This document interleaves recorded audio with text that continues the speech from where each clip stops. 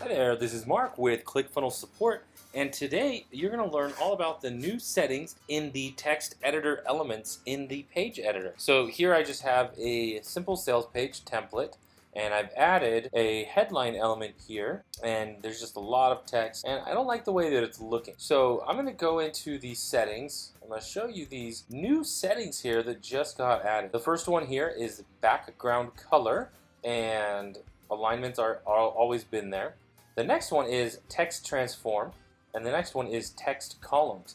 So I'm going to try out this text columns. I'm thinking maybe a lot of text like this might look better in columns. So I'm going to try 3 columns there.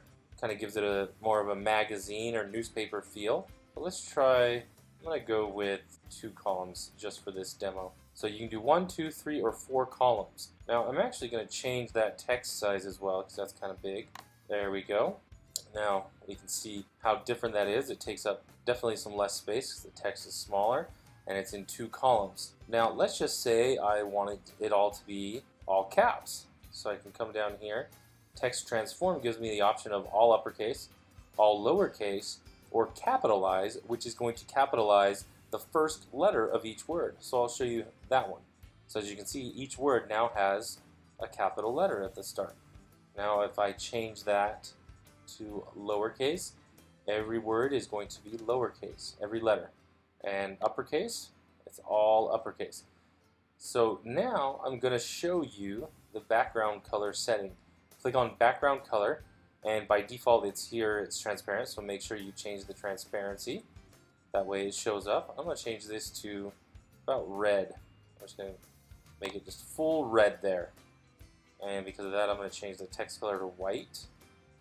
Now it doesn't look good because it's right up next to the edge there. So what I'm going to do is change the padding. So let's give it some padding here. Let's go 20 pixels. As you see, that's going to push that in there. And then I can actually give it round edges as well. So now when we look at it, that text element has its own background, has round edges, and it's in 2 columns. So if I wanted, I could make that 4 columns, and it would look like that. So those are the cool new features for the text editor for text elements, and this also works for the text block, this one right here. Please let us know if you have any questions at all.